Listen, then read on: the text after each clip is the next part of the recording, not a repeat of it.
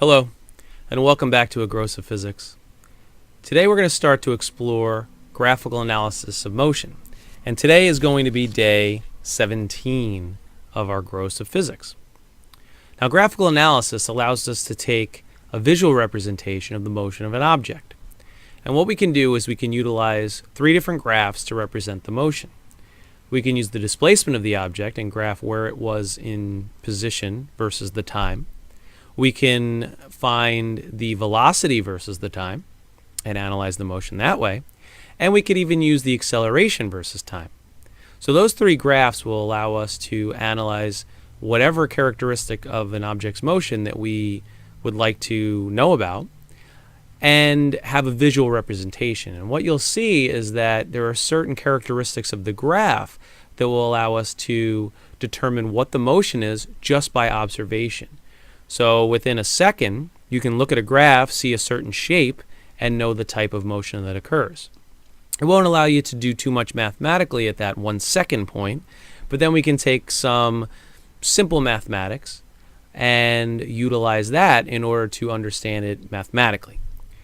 What's important to realize is that this is utilizing graphical skills that you may have had in math class to analyze the real world. And sometimes in math, it may be an abstract concept. You're finding the slope, you're finding the area. You may be thinking, why would I need to use this? Well, in physics, we actually utilize the slope and the area to represent certain physical characteristics. What we're going to do in this series, or in this section, is look at the displacement versus time, the velocity versus time, and the acceleration versus time as separate entities. And each day we'll cover one of the different types of graphs. We'll put it all together and utilize a program that will allow us to do that of video that we take. The program is made by Vernier, and the program is Logger Pro. And what we'll be able to do is analyze videos utilizing this technique. We'll step through it frame by frame, and the program is extremely powerful if you understand how graphs work. So let's start with the notes of displacement versus time. And what I want you to realize is that with the displacement versus time graph, this is just another way that we can analyze motion. Think of it as a tool. We used math to understand the motion of objects already. We used algebra. We will be using some trigonometry.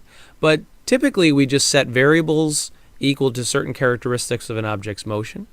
We were able to predict and calculate exactly how fast it will be going a certain time set later, figure out how long it will take to go up and down, how far it will travel, and understand different characteristics using mathematical predictions.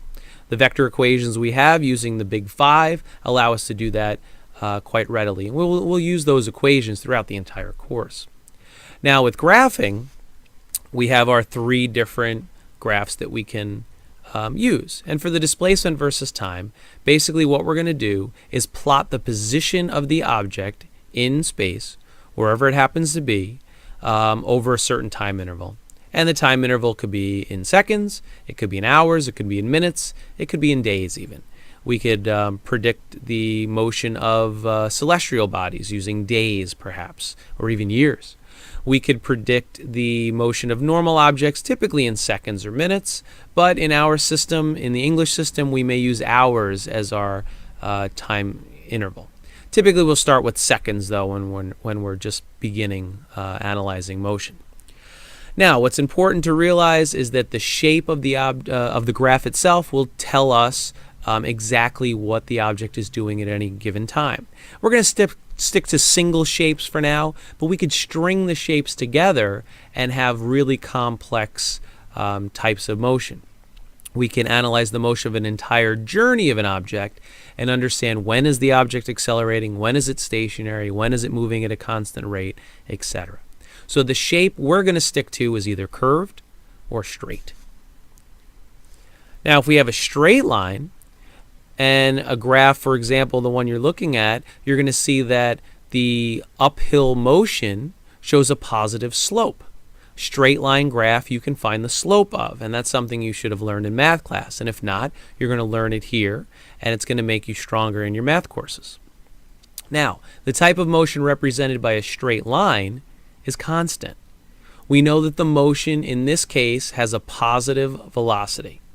We also know, just because it doesn't start at the origin, that the object didn't start where its home is, for example. So if we're talking about a car, it could be we're starting the car in the middle of its journey. Maybe it's a couple of meters or feet or blocks from home in this case. But just by looking at this graph, I can tell that it's moving at a constant velocity. I also know, like I said, it doesn't start at the origin, and I know that it's moving away from the observer. We can analyze graphical analysis using videos. We can use data that we just plot by hand. We could even use motion sensing devices, and a lot of the programs out there will utilize motion sensors that will plot your motion in real time. And that's something we're going to do in the physical classroom, where we try to match graphs by walking back and forth, by accelerating slightly, by stopping, turning directions, etc. And that will give us a physical understanding of the motion of objects. So by actually acting out some of the graphs and trying to see what the graphs represent, it will give us a better understanding of how graphical analysis works. Now, in this case, if we have a straight line, the math tool that we'll be able to use is finding the slope. And in math class, you use the change in y over change in x. You might have used rise over run. You may have even used a triangle method where you made triangles out of the boxes on the graph and either counted the boxes or made a relationship between the boxes and a real variable. But for our purposes, we're going to stick to change in y over change in x. Now, since we're dealing with actual variables, real physical quantities, we're not going to use y and x. Y and x are used in math class as placeholders for abstract terminology because they don't represent anything when you're first learning about it. So in here, the y variable is actually the displacement. So it's change in d. The x variable is actually the time, change in t. Well, what equation is distance over time? We've already learned about that earlier in our quantitative exploration of motion. And in this case, distance over time gives me my velocity. So a straight line graph will allow us to calculate the velocity of the object. If it's straight, we know that the velocity is constant. Straight lines have a constant slope. Constant slope being constant velocity means anytime you see a straight line, you have a constant motion of the object. The average velocity is the same as the initial and the final velocity. You have an average velocity, a v bar, if you will. The positive direction will represent away from whoever's observing it. A negative slope, a downhill slope, will represent that it's coming closer to whoever's making the observation, to their frame of reference. Now, on the other hand, we could have a curved graph. And a curved graph represents a changing velocity. And the reason that's the case is because we have this curved line x squared motion, if you will. And an x squared represents a changeable type of motion.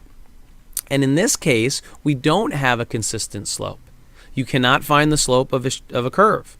You can, however, connect the two endpoints and find one specific variable. And that is actually your average velocity over the whole course, as long as the curve is just an x squared relationship. But just by looking at this graph, I can tell a number of things. I could tell that it accelerated. Curved graphs represent acceleration. I can also tell by the shape of the curve that it's curving upward, that it started at rest and ended up going at a faster positive velocity at the end. We'll talk a little bit more about that later. We also know that because it didn't start at the origin, it's slightly above the origin, it didn't start at the origin, and that it is, in this case, like I said, speeding up. I can also tell just by the fact that it's an uphill curve that it represents a positive acceleration. Now, I have a special way that I tell that, and I call it the cup test. If I put my hand along the graph and my hand will hold water, that's a positive acceleration. If I put my hand along the graph and it will let water out, that is a negative acceleration. Kind of like when you cup your hands to drink from, a water source. If the water is held, you're holding your hand upward like this, it's positive. If you hold your hand like this, negative. Water will fall directly out. So you can tell the positive or negative nature of the acceleration just by the shape of the curve. And we have a number of ways that curves can be drawn. Curve can be drawn upward like the one we see here. It can be curved downward. It can be curved in a number of different directions. And we'll talk about that when we do a problem set in a few moments. Now, what can we do with a curved graph mathematically? Well, there's a couple of things. The first thing we do with the curved graph is, like I said before, we can connect the endpoints. And if we connect the endpoints and draw a straight line, that will get us the average velocity. And remember, if we know our initial position and our final position, that's our displacement. Displacement over time is average velocity. But there's something even more useful you can find with a curved graph, and that's the instantaneous velocity. And you can find that by doing the slope of tangent lines at any instant on the graph. Now, those of us who may have taken calculus, you remember this as the first derivative of the position function. The first derivative gets you the instantaneous velocity at any instant. You could find the derivative over a time period, and that will give you average velocity, but the first derivative at a specific point in time will give you the instantaneous velocity. So remember, if you haven't taken calculus yet, and you hear the term derivative, that's a physical quantity of physics. You're actually finding the instantaneous velocity. But you need a position function first, and that's basically a fancy word for an equation, the equation of the object's motion. Now, if we have the curved line, drawing the tangent may be something that we're unfamiliar with. Now, a tangent line touches the graph only once without going inside the curve. Think of a curve as a big circle, and since we're only dealing with a simple shape right now, an uphill curve, it's easier to think of it as a full circle. If we have a swirly curve and it curves in a number of different ways over the course of a time graph, realize that each curve represents its own full circle. And we're only finding the slope at specific intervals of time, as the limit is it approaches zero if you want to talk in terms of mathematical language. Now, that being said, in order to find the tangent, I have a specific way that I do that. What I do is I will draw the tangent touching the graph only at one point, and I'll make sure that it doesn't go inside the circle.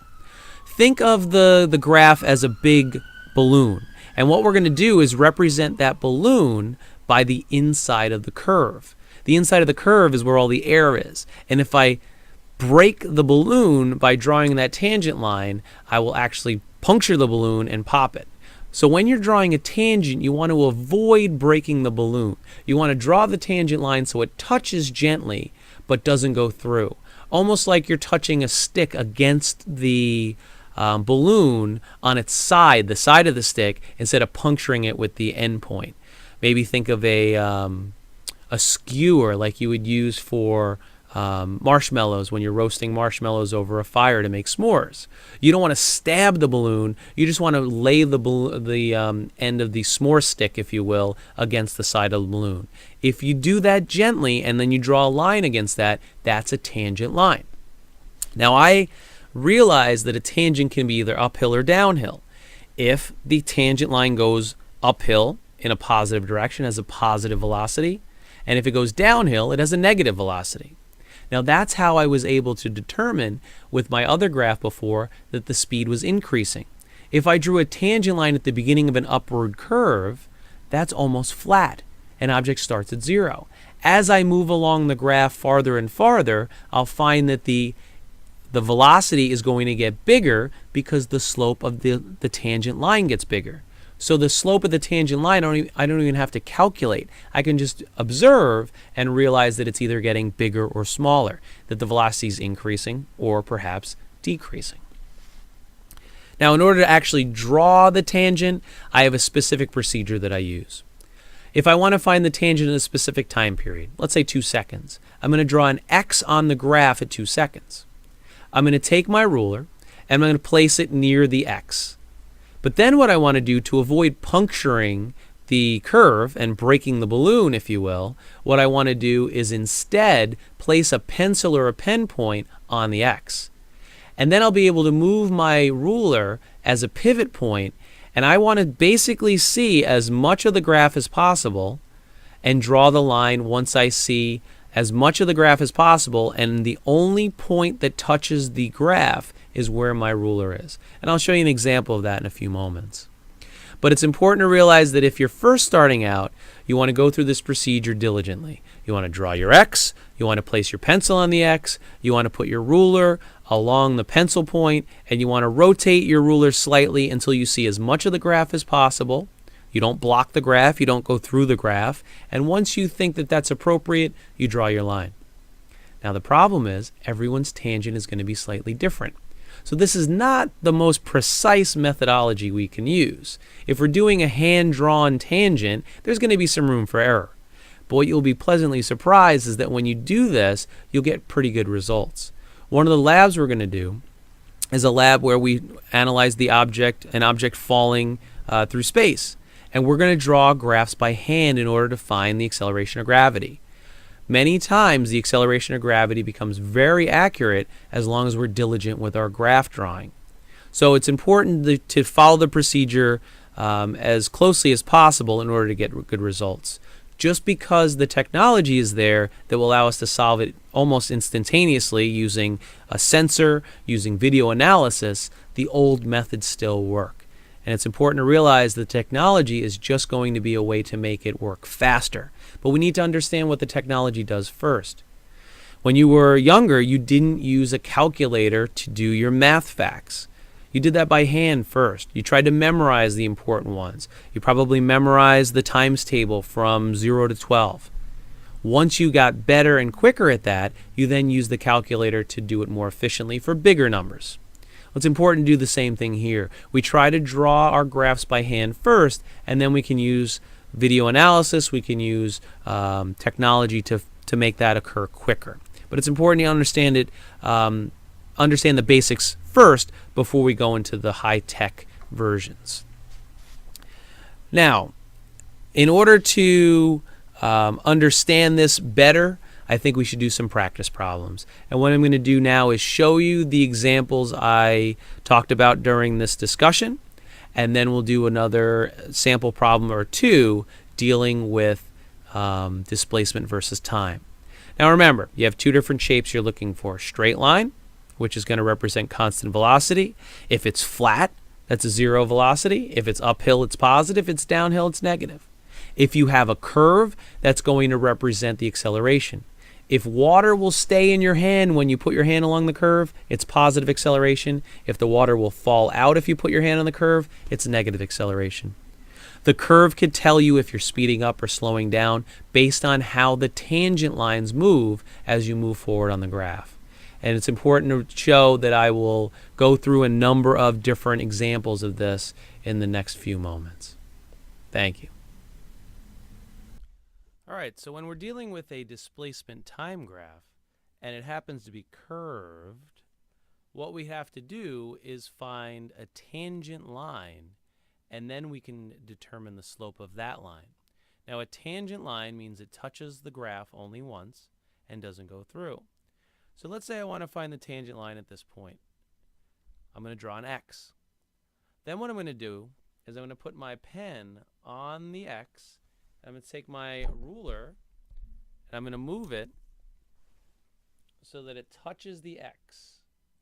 And I could wiggle the ruler. And you'll see that I'm taking off some of the dry erase, but when you're using a pen or a pencil, this shouldn't be an issue. Now, if I hold it so I see as much of the graph as possible and then draw a straight line, this tangent line represents my instantaneous velocity. And all I have to do is find the slope. Now, in this case, we don't have numbers, so we can't really find the slope. But what we can do is compare the velocity at this point, we'll call it point A, and the velocity at a new point, we'll call it point B. This would be qualitative, not quantitative. And what we can do is now find the tangent line at point B. So I'm going to do the same thing.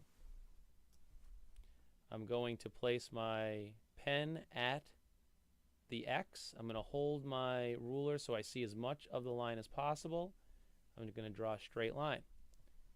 That is my instantaneous velocity at point B. Now, just visually, what can we tell about the difference between the two slopes? Well, it appears to me that slope A is going to be less than slope B. So that means B is faster. Now, this has a positive acceleration. The way I can tell that is I could cut my hand around the graph and water will stay in my hand. Since water can hold in my hand, the acceleration is positive. Since the object is moving faster and the acceleration is positive, what can I tell about the direction of my motion? Well, when the acceleration and the direction are in the same direction, I know that the object speeds up. So I know that the direction has to be positive as well. So just looking at this graph, I know that this acceleration speeds up and that you are moving faster as you move forward. Now, unfortunately, as we get to the end of the graph, the way I drew it, since I just sketched it by hand, it appears that the slope would be vertical. In that case, we're moving at an instantaneous velocity, possibly of infinity at that point. However, this is just a sketch, just showing a general relationship between variables. But basically, from what I drew, we'd go from 0 to infinity in whatever this time frame is. It could be 5 seconds. That's a pretty high rate of acceleration. Now, from this point, we would be able to find the velocities of the different values if we happen to have numbers on our graph. So if this was scaled, maybe there was a grid pattern, we'd actually be able to find the value for the slope. Now, when you're doing that, you want to take points as far away from the point of tangency as possible. And that's so that you increase the likelihood of getting good results. This point may or may not actually be on your line depending upon how you draw your tangent. If you slip with the pencil, it might not be great. So you want to take points that are not actually data points, and that increases your efficiency of your results. So at this point, that's how you find a tangent line. You draw the line touching the graph once without going through. The circle is here. This is the inside of the circle. Out here is the outside of the circle. What we'll look at next is a graph that has more than one curve to it. Now, this is a situation where we have an object moving, but it doesn't have a specific single acceleration.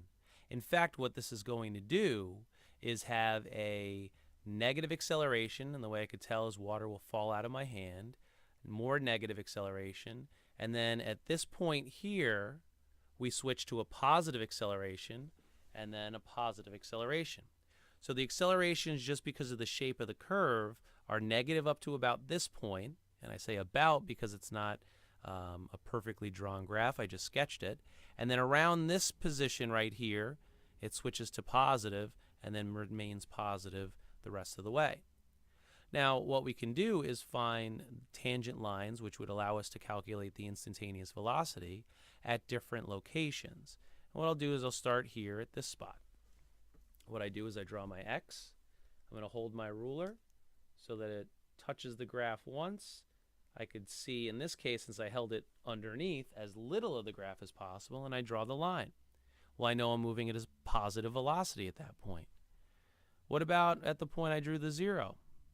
Well, here it appears that I would draw the tangent like this.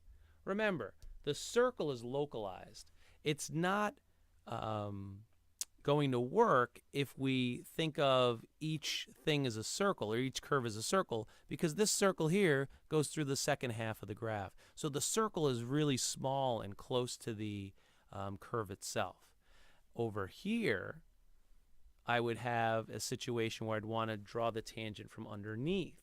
So I come from here underneath and then draw the line. And that's effectively a zero velocity, possibly slightly uphill.